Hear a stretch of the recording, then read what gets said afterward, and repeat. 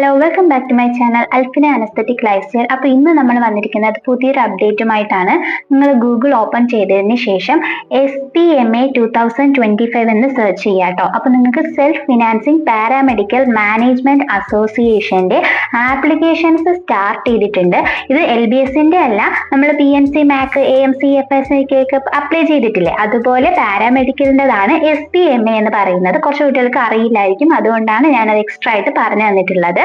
അപ്പൊ നമുക്ക് ഇവിടെ ഏതൊക്കെ കോഴ്സസ് ആണ് ഉള്ളത്, അപ്പോൾ എങ്ങനെയാണ് ഫീസ് സ്ട്രക്ചർ, എലിജിബിലിറ്റി ക്രൈറ്റീരിയ എങ്ങനെയാണ് അപ്ലൈ ചെയ്യേണ്ടത്, അങ്ങനെ ഉള്ള എല്ലാ കാര്യങ്ങളും ഒരുമിച്ച് ഇന്ന് ഈ വീഡിയോയിലൂടെ പറയുന്നുണ്ടാവും. അപ്പോൾ കുറച്ച് ലെങ്തി ആയിരിക്കും വീഡിയോ, പക്ഷെ നിങ്ങൾ മുഴുവനായിട്ട് കണ്ടു കഴിഞ്ഞാൽ നമ്മൾ ഓരോ വീഡിയോസും സെപ്പറേറ്റ് കാണുന്നതിനേക്കാളും കറക്റ്റ് ആയിട്ട് എല്ലാ കാര്യങ്ങളും മനസ്സിലാക്കി തരാമെന്ന് വിചാരിക്കുന്നു. അപ്പോൾ ഇതിനകത്ത് തന്നെ നമുക്കൊരു പ്രോസ്പെക്ടസ് തന്നിട്ടുണ്ട്. ആ പ്രോസ്പെക്ടസിൽ എന്തൊക്കെയാണ് പറഞ്ഞിരിക്കുന്നത് എന്നുള്ളത് നോക്കാം. അതിൽ ഇൻട്രൊഡക്ഷൻ ഉണ്ട്, ഏതൊക്കെ പ്രോഗ്രാംസ് ആണെന്നുണ്ട്, ക്രൈറ്റീരിയ ഫോർ എലിജിബിലിറ്റി ഉണ്ട്, nationality, academic, admission requirements, medium of instruction, affiliation of college, duration, relaxation 15 marks, age, how to apply, minority quota, NRI seat, how to apply for NRI seat, preparation of merit list, selection and allotment process, cancellation of admission, spot allotment, general information, special instructions, fee structure, NRI fee, അങ്ങനെ എല്ലാ ഡീറ്റെയിൽസും ഉൾപ്പെടുത്തിയിട്ടുള്ള ഒരു prospectus ആണ്. ഇത് മുഴുവനായിട്ട് നിങ്ങൾക്ക് വിശദീകരിച്ച് കറക്റ്റ് ആയിട്ട് പറഞ്ഞു തരാം എന്നാണ് ഇപ്പോൾ ഞാൻ വിചാരിക്കുന്നത്. അപ്പോൾ ഞാൻ ഇതിനകത്ത് നമുക്ക് PG, degree and diploma programmes ആണുള്ളത്. ഇതിൽ +2 കഴിഞ്ഞിട്ടുള്ള കുട്ടികൾക്കുള്ള ഡിഗ്രി ആൻഡ് ഡിപ്ലോമ പ്രോഗ്രാംസിനെ പറ്റിയിട്ടുള്ള ഫുൾ ഡീറ്റെയിൽസ് ആയിരിക്കും പറയുന്നുണ്ടാവുക. നമുക്ക് ഏതൊക്കെ പ്രോഗ്രാം ആണ് വരുന്നത് എന്നതെല്ലാം ഈ പ്രോസ്പെക്ടസിൽ കൊടുത്തിട്ടുണ്ട്. PG പ്രോഗ്രാംസ് നിങ്ങൾ നോക്കിയാൽ മതി, PGക്കാരാണ് എന്നുണ്ടെങ്കിൽ. നമ്മളിപ്പോൾ ഡിഗ്രി ആൻഡ് ഡിപ്ലോമയാണ് നോക്കുന്നത്. BSc medical laboratory technology, BSc MLT, BSc optometry, BSc perfusion technology, then BCVT, bachelor of cardiovascular technology, bachelor of dialysis technology, then BSc neuro technology, BSc medical imaging technology എന്നീ 7 courses ആണ് BSc paramedical courses ആയിട്ടുള്ളത്. അതുപോലെ തന്നെ diploma പ്രോഗ്രാമിൽ diploma in medical laboratory technology, then radiology technology, then DCVT അതായത് cardiovascular technology, DOTAT operation theatre and anaesthesia technology, DDT dialysis technology, DNT, DRRT, അങ്ങനെ ഏതൊക്കെ courses ആണ് ഉള്ളത് എന്നതെല്ലാം കറക്റ്റ് ആയിട്ട് പ്രോസ്പെക്ടസിൽ കൊടുത്തിട്ടുണ്ട്. അതുപോലെ തന്നെ nationality, candidates must be citizens of India ആയിരിക്കണം, അല്ലെങ്കിൽ NRI ആയിട്ടുള്ളത്. NRI എന്താണെന്ന് കുറെ കുട്ടികൾ ചോദിച്ചിട്ടുണ്ടായിരുന്നു. നോൺ റെസിഡന്റ് ഇന്ത്യൻ എന്നതാണ് NRI എന്ന് പറയുന്നത്. ഇന്ത്യൻസ് അല്ലാത്ത കുട്ടികൾക്കും ഇവിടെ അഡ്മിഷൻ എടുക്കാൻ വേണ്ടിയിട്ടുള്ളതാണ്. ഇവർക്ക് 15% സീറ്റ് റിസർവേഷൻ ഒക്കെ ഉണ്ട്. അത് നമുക്ക് മുന്നോട്ട് പോകുമ്പോൾ പറഞ്ഞു തരാം. ഓക്കെ, അപ്പോൾ നെക്സ്റ്റ് ഇനി നമുക്ക് ഡിഗ്രിക്ക് എന്തൊക്കെയാണ് എലിജിബിലിറ്റി വേണ്ടത്. എലിജിബിലിറ്റി എന്ന് പറയുമ്പോൾ നമ്മുടെ BSc പാരാമെഡിക്കൽ ഡിഗ്രി കോഴ്സസിന് വേണ്ടിയിട്ട് നിങ്ങൾ +2ന് 50% കൂടുതൽ നിങ്ങൾക്ക് ഫിസിക്സ്, കെമിസ്ട്രി, ബയോളജി മാർക്ക് വേണ്ടി വരും. അതുപോലെ തന്നെ ഡിപ്ലോമയ്ക്കാണ് എന്നുണ്ടെങ്കിൽ 40% മാർക്ക് ഫിസിക്സ്, കെമിസ്ട്രി, ബയോളജിക്ക് വേണ്ടി വരുന്നതാണ്. അപ്പോൾ സയൻസ് മസ്റ്റ് ആണ് എന്ന് നിങ്ങൾ മനസ്സിലാക്കുക. അതുപോലെ തന്നെ ഇതിൽ വന്നിരിക്കുന്ന എല്ലാ കോളേജസിലും എല്ലാ കോഴ്സസിനും അഫിലിയേഷൻ ഉള്ളതാണ്. അതായത് കുഹാസിന്റെ അഫിലിയേഷൻ ആയിരിക്കും വരുന്നുണ്ടാവുക, ആ യൂണിവേഴ്സിറ്റിയിലെ ബേസിലായിരിക്കും വരുന്നുണ്ടാവുക. അങ്ങനെയുള്ള കറക്റ്റ് അഫിലിയേഷൻസും കാര്യങ്ങളും ഉള്ളത് മാത്രമാണ് ഇതിൽ കൊടുത്തിട്ടുണ്ടാവുക. അപ്പോൾ നിങ്ങൾ അഫിലിയേഷന്റെ കാര്യമൊന്നും ഓർത്ത് ഇതിൽ പേടിക്കേണ്ട ആവശ്യം വരുന്നില്ല. ഇനി നമുക്ക് പ്രോസ്പെക്ടസിൽ തന്നെ പറഞ്ഞിട്ടുണ്ട് Kerala university of health science, അതാണ് കുഹാസ് എന്ന് നമ്മൾ പറയുന്നത്. അപ്പോൾ അതിന്റെ അപ്രൂവലും കാര്യങ്ങളും അഫിലിയേഷനും ഒക്കെ ഉള്ള കോളേജസ് ആൻഡ് കോഴ്സസ് മാത്രമാണ് ഇതിൽ വന്നിട്ടുള്ളത്. അപ്പോൾ അതിനെപ്പറ്റി ആരും വറി ചെയ്യേണ്ട ഒരു ആവശ്യവും വരുന്നില്ല. ഇനി ഓരോ ഡ്യൂറേഷൻസ് ആണ് പറഞ്ഞിരിക്കുന്നത്, ഓരോ കോഴ്സസിന്റെ ഡ്യൂറേഷൻസ് പറയുന്നുണ്ട്. DOTAT 2.5 വർഷമാണ്, DRRT ഒഴിച്ച് ബാക്കി എല്ലാം 2.5 വർഷമാണ് ഡിപ്ലോമ കോഴ്സ് വരുന്നത്. DRRT മാത്രമാണ് 3 വർഷ കോഴ്സായിട്ട് വരുന്നുണ്ടാവുക. പഠിച്ചിറങ്ങുന്ന കുട്ടികൾക്ക് DMEയുടെ അഫിലിയേഷൻ കിട്ടുന്നതായിരിക്കും. അതായത് ഡയറക്ടറേറ്റ് ഓഫ് മെഡിക്കൽ എഡ്യൂക്കേഷന്റെ രജിസ്റ്റേർഡ് സർട്ടിഫിക്കറ്റ് നിങ്ങൾക്ക് കിട്ടുന്നതാണ്. ഈ ഓരോ കാസ്റ്റ് ബേസിൽ നിങ്ങൾക്ക് അതനുസരിച്ചുള്ള റിസർവേഷൻ വേണമെന്നുണ്ടെങ്കിൽ അത് ബേസ് ചെയ്തിട്ടുള്ള കറക്റ്റ് ആയിട്ടുള്ള ഡോക്യുമെന്റ്സ് പറഞ്ഞ സമയത്തിന് മുന്നേ ആയിട്ട് നിങ്ങൾ അപ്ലോഡ് ചെയ്യേണ്ടതായിട്ടുണ്ട്. ഇതിന്റെ ഏജ് ലിമിറ്റ് എന്ന് പറയുന്നത് ഡിസംബർ 31, 2025 17 വയസ്സ് തികയുന്ന കുട്ടിയായിരിക്കണം. അതായത് അതിന് താഴെയുള്ള ഏജ് ഉള്ള കുട്ടികളെ ഇതിലേക്ക് അപ്ലൈ ചെയ്യാൻ വേണ്ടി എലിജിബിൾ ആയിരിക്കില്ല. ഇനി എങ്ങനെയാണ് അപ്ലൈ ചെയ്യേണ്ടത് എന്ന് നോക്കാം. www.spmaonline.in എന്ന വെബ്സൈറ്റിലൂടെയാണ് നിങ്ങൾ അപ്ലൈ ചെയ്യേണ്ടത്. ഡിഗ്രി പ്രോഗ്രാമിനും ഡിപ്ലോമ പ്രോഗ്രാമിനും അതുപോലെ തന്നെ PG പ്രോഗ്രാമിനും ഈ ഒരു വെബ്സൈറ്റിൽ കൂടി തന്നെയാണ് നിങ്ങൾ അപ്ലൈ ചെയ്യേണ്ടത്. ആപ്ലിക്കേഷൻ ഫീ ആയിട്ട് വരുന്നത് ഡിഗ്രി പ്രോഗ്രാമിന് 1000 റുപ്പീസും ഡിപ്ലോമ പ്രോഗ്രാമിന് 750 റുപ്പീസും ആണ്. നിങ്ങൾ ആപ്ലിക്കേഷൻ ഫീ പിന്നീട് നിങ്ങൾക്ക് അതിന് താല്പര്യമില്ല എന്ന് വിചാരിച്ചാൽ നിങ്ങൾക്ക് ആപ്ലിക്കേഷൻ ഫീ തിരികെ ലഭിക്കുന്നതായിരിക്കില്ല. ആപ്ലിക്കേഷൻ ഫോം എങ്ങനെയാണ് ഫില്ല് ചെയ്യേണ്ടത് എന്നതെല്ലാം കറക്റ്റ് ആയിട്ട് പ്രോസ്പെക്ടസിൽ കൊടുത്തിട്ടുണ്ട്. സ്റ്റെപ്പ് 1 ആയിട്ട് കൊടുത്തിരിക്കുന്നത് entering candidate personal details, uploading photo, signature, Aadhaar and creating a login ID and password, then qualification details and college, course option, mark detail and uploading mark card, payment and submission. Students have to ensure the details are correct before the final submission. നമ്മൾ കഴിഞ്ഞ LBSലും പറഞ്ഞിട്ടുണ്ടായിരുന്നു നിങ്ങളുടെ documents എല്ലാം correct ആണെന്ന് ഉറപ്പ് വരുത്തിയതിന് ശേഷം മാത്രമേ നിങ്ങൾ കൺഫേം കൊടുക്കാവൂ എന്നുള്ളത്. അതുപോലെ തന്നെയാണ് ഇവിടെയും പറഞ്ഞിരിക്കുന്നത്. അതുപോലെ നിങ്ങൾ ആപ്ലിക്കേഷൻ ഫോമിന്റെ പ്രിന്റ് ഔട്ടും കൂടി അതിനുശേഷം എടുത്തു വെക്കേണ്ടതാണ്. നിങ്ങൾ കോളേജിൽ അഡ്മിഷൻ എടുക്കാൻ പോകുന്ന സമയത്ത് ഈ ഒരു ആപ്ലിക്കേഷൻ ഫോമിന്റെ പ്രിന്റ് ഔട്ട് നിങ്ങൾ കൊടുക്കേണ്ടതായിട്ട് വരും. അപ്പോൾ അതൊക്കെ എല്ലാവരും സൂക്ഷിച്ചു വെക്കുക. Then remittance of application fee and submission of application in detail, അതായത് എങ്ങനെയൊക്കെയാണ് ഓൺലൈൻ അപ്ലൈ ചെയ്യേണ്ടത്, പേഴ്സണൽ ഇൻഫർമേഷൻസ് എങ്ങനെയാണ് ഫില്ല് ചെയ്യേണ്ടത്, അതുപോലെ എന്തൊക്കെ ഡോക്യുമെന്റ്സ് ആണ് എന്നതെല്ലാം കറക്റ്റ് ആയിട്ട് പ്രോസ്പെക്ടസിൽ കൊടുത്തിട്ടുണ്ട്. നിങ്ങൾ വായിച്ച് മനസ്സിലാക്കുക. ഓരോരുത്തരെയും കാറ്റഗറി ബേസ് ചെയ്തിട്ടുള്ള റിസർവേഷന് വേണ്ടിയിട്ടുള്ള ഡോക്യുമെന്റ്സ് എല്ലാം കറക്റ്റ് ആയിട്ട് തന്നെ വെക്കുക. നിങ്ങൾ ഒരു നോർമലി ഇപ്പോൾ നിങ്ങൾ ഒരുപാട് കോപ്പി എടുത്ത് വെക്കുന്നത് വളരെ നല്ലതായിരിക്കും കേട്ടോ. ചിലപ്പോൾ എവിടെയെങ്കിലും അഡ്മിഷൻ കയറി കഴിഞ്ഞാൽ നിങ്ങൾ ഒറിജിനൽ കൊടുക്കേണ്ടി വരും. അത് കഴിഞ്ഞാൽ നിങ്ങൾക്ക് എന്തെങ്കിലും സ്കോളർഷിപ്പോ കാര്യങ്ങൾക്കോ വേണ്ടിയായിട്ട് നിങ്ങൾ കോപ്പിയും കാര്യങ്ങളും ഒക്കെ എടുത്ത് വെക്കേണ്ടത് അത്യാവശ്യമായിട്ടുള്ള ഒരു കാര്യമാണ്. പ്രോസ്പെക്ടസ് മുഴുവനായിട്ട് വായിച്ചതിന് ശേഷം മാത്രം നിങ്ങൾ അപ്ലൈ ചെയ്യുക, ഓപ്ഷൻസ് രജിസ്റ്റർ ചെയ്യുക. അതുപോലെ തന്നെ ബാക്കി അതിനോട്ടുള്ള പ്രൊസീജിയേഴ്സും കാര്യങ്ങളും ചെയ്യാൻ വേണ്ടി വളരെയധികം ശ്രദ്ധിക്കണം. അതുപോലെ പേയ്മെന്റ് എങ്ങനെയാണ് കൊടുക്കേണ്ടത് എന്നതിനെ പറ്റിയിട്ടുള്ള കാര്യങ്ങളെല്ലാം പ്രോസ്പെക്ടസിൽ കൊടുത്തിട്ടുണ്ട്. DD ആയിട്ടാണോ, കോളേജിലേക്ക് കൊടുക്കേണ്ടതാണോ, ബാങ്കിലേക്ക് കൊടുക്കേണ്ടതാണോ, അങ്ങനെ ഒരുപാട് കാര്യങ്ങൾ കൊടുത്തിട്ടുണ്ട്. അതൊക്കെ നിങ്ങൾ സ്വന്തമായിട്ട് മനസ്സിലാക്കുക. വായിച്ച് മനസ്സിലാക്കിയതിന് ശേഷം മാത്രം അപ്ലൈ ചെയ്യുക. അതുപോലെ നിങ്ങൾ അപ്ലോഡ് ചെയ്യുന്ന ഡോക്യുമെന്റ്സിൽ അറ്റസ്റ്റേഷൻ ഉണ്ടായിരിക്കണം. ഗസറ്റ് ഓഫീസർ അല്ലെങ്കിൽ ഹെഡ് ഓഫ് ദ ഇൻസ്റ്റിറ്റ്യൂഷൻ നിങ്ങൾ മുന്നേ പഠിച്ചെടുത്തെന്നുള്ള സ്കൂളിൽ നിന്നുള്ള അറ്റസ്റ്റേഷനും കാര്യങ്ങളും ഒക്കെ ഓൺലൈനായിട്ട് അപ്ലൈ ചെയ്യുന്നതിന് മുന്നേ നിങ്ങളുടെ സർട്ടിഫിക്കറ്റിന് ഉണ്ടായിരിക്കണം.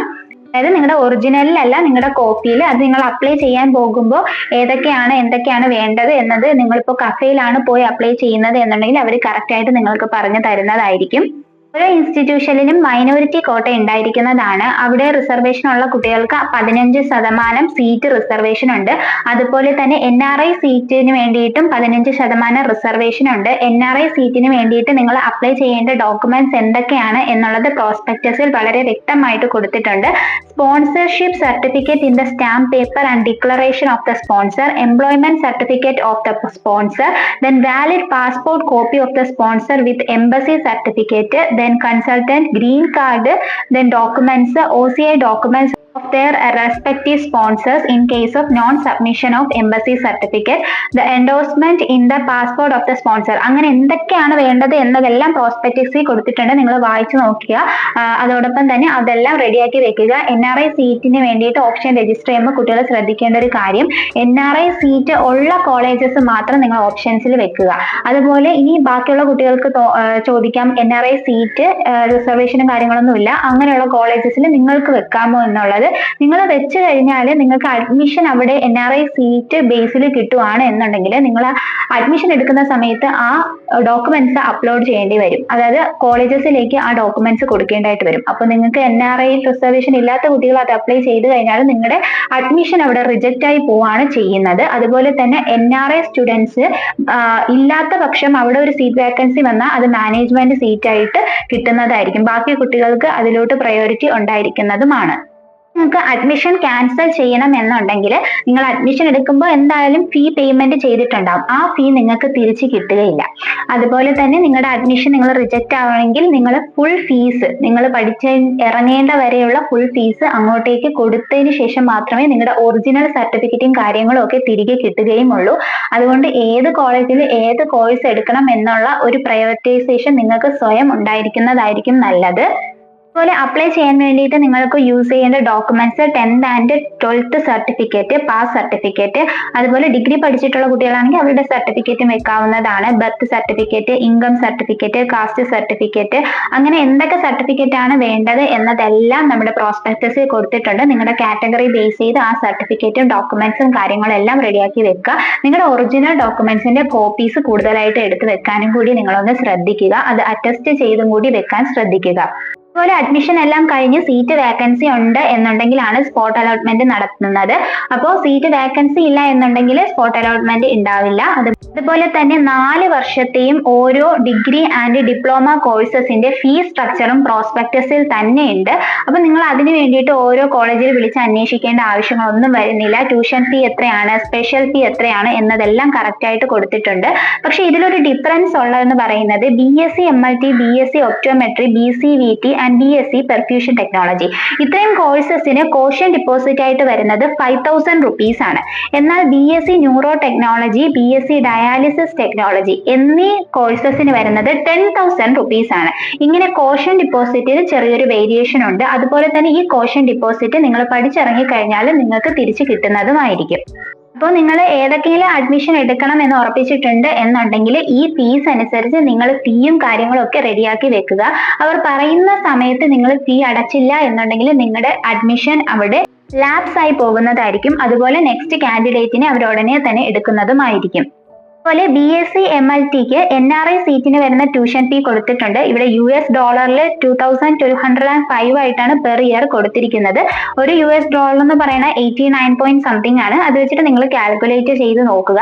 അതുപോലെ തന്നെ NRI സീറ്റ് ട്യൂഷൻ ഫീയുടെ അതായത് BSc ഡയാലിസിസ് ടെക്നോളജിക്ക് ആണെങ്കിൽ ട്യൂഷൻ ഫീ NRI സീറ്റിന് വരുന്നതും US ഡോളർ 2520 ആണ്. അപ്പോൾ അതനുസരിച്ച് നിങ്ങൾ മനസ്സിലാക്കുക കേട്ടോ എത്രയാണ് ഫീസ് എന്നുള്ളത്. അപ്പോൾ NRI സ്റ്റുഡൻസ് ആണെങ്കിൽ അങ്ങനെയുള്ള ഡോക്യുമെന്റ്സും കാര്യങ്ങളൊക്കെ അപ്ലോഡ് ചെയ്യണം. അതിന്റെ കോപ്പികളും കാര്യങ്ങളും ഒക്കെ അഡ്മിഷൻ സമയത്ത് കൊടുക്കണം. നിങ്ങളുടെ ഫീസ് സ്ട്രക്ചർ ഇങ്ങനെയൊക്കെയാണ് എന്നുള്ളത് മനസ്സിലാക്കുക. അപ്പൊ NRI സീറ്റ് ഉള്ള കോളേജസിൽ മാത്രം നിങ്ങൾ ഓപ്ഷൻസ് വെക്കാനും ശ്രദ്ധിക്കുക. അതുപോലെ തന്നെ ഡിപ്ലോമ കോഴ്സസിന്റെ ഓരോ വർഷത്തെയും ട്യൂഷൻ ഫീയും സ്പെഷ്യൽ ഫീയും കൊടുത്തിട്ടുണ്ട്. DRRT മാത്രമാണ് 3 വർഷത്തെ ഡിപ്ലോമ കോഴ്സ് ആയിട്ട് വരുന്നത്. ബാക്കിയെല്ലാം 2 വർഷം ആൻഡ് 6 month ഇന്റേൺഷിപ്പ് ആണ് വരുന്നത്. ഇന്റേൺഷിപ്പ് സമയത്ത് ഫീ ഉണ്ടായിരിക്കുന്നതല്ല. അത് കറക്റ്റ് ആയിട്ട് NA എന്ന് കൊടുത്തിരിക്കുന്നത് അതുകൊണ്ടാണ്. തേർഡ് ഇയറിൽ ഫീ ഇല്ലാത്തത് കൊണ്ടാണ് അങ്ങനെ കൊടുത്തിരിക്കുന്നത്. അതുപോലെ തന്നെ സ്പെഷ്യൽ ഫീ വരുന്നതും കൊടുത്തിട്ടുണ്ട്. അതുപോലെ ഇവിടെ വരുന്ന കോഷൻ ഡിപ്പോസിറ്റ് നമ്മൾ ഓൾറെഡി പറഞ്ഞതാണ് 5000 rupees ആണ് വരുന്നത്. അത് നിങ്ങൾക്ക് ലാസ്റ്റ് കോഴ്സ് കഴിയുമ്പോൾ തിരിച്ചു കിട്ടുന്നതാണ്. ഇവിടെ 50% NRI സീറ്റ് ഇളവുണ്ട്. അപ്പോൾ അതനുസരിച്ച് ഡോക്യുമെന്റ്സ് ഉള്ള കുട്ടികൾക്ക് മാത്രമേ NRI സീറ്റിന് കിട്ടുകയുള്ളൂ. അതല്ലാതെ അക്കോമഡേഷൻ, ഫുഡ്, ട്രാൻസ്പോർട്ട്, നിങ്ങൾ ഹോസ്റ്റലാണ് നിൽക്കുന്നത്, ടെക്സ്റ്റ് ബുക്ക്, റെക്കോർഡ്, മെറ്റീരിയൽസ് അങ്ങനെയുള്ള കാര്യങ്ങൾക്കൊക്കെ സെപ്പറേറ്റ് ഫീ വരുന്നുണ്ട്. ലോങ് വീഡിയോ ആണെന്ന് വിചാരിച്ച് മുഴുവനായിട്ട് കാണാതെ പോകരുത്. ഓരോരോ വീഡിയോ ചെയ്യുന്നതിനേക്കാളും ഒരു വീഡിയോ ആയിട്ട് ചെയ്യാമെന്ന് വിചാരിച്ചാണ് കുറച്ച് ലോങ് ആയിട്ട് നമ്മൾ വീഡിയോ ചെയ്തിരിക്കുന്നത്. അപ്പോൾ ഇനി ഏതൊക്കെയാണ് കോളേജസ് എന്ന് നോക്കാം. Al Ameen college of medical science, അവിടെ BSc MLT ആണ്. എത്ര സീറ്റാണ് വാക്കൻസി ഉള്ളതെന്ന് നോക്കാം. NRI സീറ്റ് അവിടെ ഇല്ല. അപ്പോൾ NRI സീറ്റിന് വേണ്ടിയിട്ടുള്ള കുട്ടികൾ ആ കോളേജിൽ കൊടുത്തു കഴിഞ്ഞാൽ നിങ്ങൾക്ക് NRI റിസർവേഷൻ രീതിയിൽ കിട്ടുകയില്ല. അതുപോലെ തന്നെ ഓരോ കോളേജസിലും നിങ്ങൾക്ക് വിളിച്ച് സംസാരിക്കാം. എന്തൊക്കെയാണ് ഇവിടുത്തെ ഫെസിലിറ്റീസും കാര്യങ്ങളും, ഹോസ്റ്റലും ട്രാവലും കാര്യങ്ങളൊക്കെ നിങ്ങൾക്ക് ചോദിക്കാം. വീഡിയോ ഇട്ട് കഴിയുമ്പോൾ കുറെ കുട്ടികൾ ചോദിക്കും ഏതൊക്കെ കോഴ്സസ് ആണ്, ഏതൊക്കെ കോളേജാണ് നല്ലത്. അപ്പൊ ഈ അൽ-അമീൻ കോളേജ് എനിക്കൊരു ഫ്രണ്ട് പഠിച്ചിരുന്നു. BSc MLT ആണ് ആള് പഠിച്ചിരുന്നത്. അതോടൊപ്പം തന്നെ BSc MLT എന്ന് പറഞ്ഞിട്ട് ഞാൻ ഓൾറെഡി ഒരു വീഡിയോ ചെയ്തിട്ടുള്ളതിൽ ആളുടെ എക്സ്പീരിയൻസും കൂടി എക്സ്പ്ലെയിൻ ചെയ്ത് പറഞ്ഞിട്ടുണ്ട്. അപ്പോൾ അത് കാണാത്തവർ അതുകൂടി ചെന്ന് കണ്ടു നോക്കിയതിനു ശേഷം മനസ്സിലാക്കുക എങ്ങനെയൊക്കെയാണ് എന്നുള്ളത്. Then Al Shifa college of paramedical science, അവിടെ DOT ആയിട്ട് പഠിച്ച ഒരു സ്റ്റുഡന്റുമായിട്ടുള്ള ഒരു ഫ്രണ്ട്ഷിപ്പ് ഉണ്ട്. അപ്പോൾ അവിടെയും നല്ല കോളേജാണ്. അതുപോലെ തന്നെ അഹല്യ സ്കൂൾ ഓഫ് ഒപ്റ്റോമെട്രി, എൻ്റെ എൻ്റെ ഒരു സിസ്റ്റർ പഠിച്ചത് അവിടെയാണ്. BSc ഒപ്റ്റോമെട്രി നല്ല കോളേജാണ്. Ahalya school of paramedical science, BSc MLT, DDT, DMLT ഇവിടെയൊക്കെ എത്രത്തോളം സീറ്റ് ഉണ്ട്, NRI സീറ്റ് വേക്കൻസി ഉണ്ടോ, ഇതൊക്കെ നിങ്ങൾ മനസ്സിലാക്കുക. അതുപോലെ തന്നെ ഇതിൽ ഫോൺ നമ്പർ കൊടുത്തിരിക്കുന്നത് നിങ്ങൾക്ക് ഇഷ്ടപ്പെട്ട കോളേജിൽ നിങ്ങൾ ഡയറക്റ്റ് വിളിക്കുക. അവിടെ മൈനോറിറ്റി കോട്ട റിസർവേഷൻ ഉണ്ടോ, NRI റിസർവേഷൻ ഉണ്ടോ, അതുപോലെ തന്നെ ഫാക്കൽറ്റീസ് എങ്ങനെയാണ്, എല്ലാം നിങ്ങൾ ചോദിച്ച് മനസ്സിലാക്കാൻ വേണ്ടിയിട്ടാണ് നമ്പേഴ്സ് കൊടുത്തിരിക്കുന്നത്. Then Amala Institute of medical Science Thrissur, അവിടെ ഏതൊക്കെ കോഴ്സസ് ഉണ്ട്, സീറ്റ് അവൈലബിലിറ്റി ഒക്കെ കൊടുത്തിട്ടുണ്ട്. Holy Cross College of allied health Science നല്ല കോളേജാണ്, കുഴപ്പമില്ല, കൊല്ലത്തെ കോളേജാണ്. Then Institute of paramedical Science Kannur Medical College, then അവിടെയും എത്രത്തോളം കോഴ്സസ് ഉണ്ട്, സീറ്റ് വാക്കൻസി ഉണ്ട് എന്നതെല്ലാം കറക്റ്റ് ആയിട്ട് കൊടുത്തിട്ടുണ്ട്. നിങ്ങൾക്ക് ഇഷ്ടപ്പെട്ട കോഴ്സ് ഏത് കോളേജിലാണോ വേണ്ടത് അതനുസരിച്ച് വേണം നിങ്ങൾ കറക്റ്റ് ആയിട്ട് പ്രയോറിറ്റൈസ് ചെയ്ത് ഓപ്ഷൻസ് രജിസ്റ്റർ ചെയ്യാൻ വേണ്ടിയിട്ട്. KMCT college of allied health science, then KMCT national institute of health science, KTCT college of allied health Science നല്ല കോളേജാണ്, അവർക്ക് തന്നെ ഹോസ്പിറ്റലും ഉള്ളതാണ്. KVM institute of paramedical science, college of paramedical science. അപ്പോൾ ഓരോ കോളേജസിനും ഉള്ള കോഴ്സസ് ഏതൊക്കെയാണ്, സീറ്റ് ഒക്കെ ഏതൊക്കെയാണെന്നുള്ളതൊക്കെ നിങ്ങൾ ശ്രദ്ധിച്ച് മനസ്സിലാക്കിയിട്ട് മാത്രം ഓപ്ഷൻ രജിസ്റ്റർ ചെയ്യുക. Mahatma Gandhi college, then medical trust institute of medical science, medical trust നല്ല കോളേജാണ് കേട്ടോ. Then MES institute of paramedical science, KIMS college of allied health science, other college of paramedical science, Maulana college, presentation centre of allied science, Samaritan college of paramedical science, Shanti institute of allied health science, saint Gregorios college of health science, saint Joseph college of paramedical science, saint Thomas college of allied health science, West Fort college of allied health science. അങ്ങനെ എത്രത്തോളം colleges ഉണ്ട് എന്നതെല്ലാം ഇതിൽ correct ആയിട്ട് കൊടുത്തിട്ടുണ്ട്. ഇതൊക്കെ നിങ്ങൾ മനസ്സിലാക്കിയിട്ട് വേണം ഓപ്ഷൻസ് രജിസ്റ്റർ ചെയ്യാനായിട്ട്. അതുപോലെ തന്നെ ഡിഗ്രി ആൻഡ് ഡിപ്ലോമ കോഴ്സസിന് എപ്പോഴാണ് അപ്ലൈ ചെയ്യേണ്ടത്, ലാസ്റ്റ് ഡേറ്റ് എപ്പോഴാണ്, first allotment, second allotment, third allotment, fee കൊടുക്കേണ്ട ടൈം എല്ലാം കറക്റ്റ് ആയിട്ട് പ്രോസ്പെക്ടസിൽ കൊടുത്തിട്ടുണ്ട്. അപ്പോൾ അത് സെപ്പറേറ്റ് ഒരു വീഡിയോ ആയിട്ട് ചെയ്യേണ്ടെന്ന് വിചാരിച്ചിട്ടാണ് ഇതിൽ ഇൻക്ലൂഡ് ചെയ്തിരിക്കുന്നത്. അപ്പോൾ ഇതൊക്കെ നിങ്ങൾ പ്രോസ്പെക്ടസിൽ നോക്കി വായിച്ച് മനസ്സിലാക്കുക. സെപ്റ്റംബർ 8 ലാസ്റ്റ് ഡേറ്റ് വരുന്നത്, അതിന് മുന്നേ തന്നെ നിങ്ങൾ അപ്ലൈ ചെയ്യേണ്ടതാണ്. അതുപോലെ ഈ ഒരു സൈറ്റിൽ തന്നെ നമുക്ക് കോളേജ് ലിസ്റ്റ് കാണാൻ പറ്റും. അതിൽ ഏതൊക്കെ കോഴ്സസ് ആണെന്ന് കുറച്ചുകൂടി സെപ്പറേറ്റ് ആയിട്ട് കൊടുത്തിട്ടുണ്ട്. നമ്പർ, മെയിൽ, വെബ്സൈറ്റ് എല്ലാം കൊടുത്തിട്ടുണ്ട്. നിങ്ങൾക്ക് ഡയറക്റ്റ് വിളിച്ച് എന്ത് കാര്യങ്ങളുണ്ടെങ്കിലും അന്വേഷിക്കാൻ സാധിക്കുന്നതാണ്. രാവിലെ 9 മണി മുതൽ 5 മണി വരെയാണ് നിങ്ങൾക്ക് വിളിച്ച് അന്വേഷിക്കാനുള്ള ടൈം പീരീഡ് എന്ന് പറയുന്നത്. അപ്പോൾ ഈ ഇൻഫർമേഷൻസ് എല്ലാം നിങ്ങൾക്ക് ഹെൽപ്ഫുൾ ആയെന്ന് വിശ്വസിക്കുന്നു.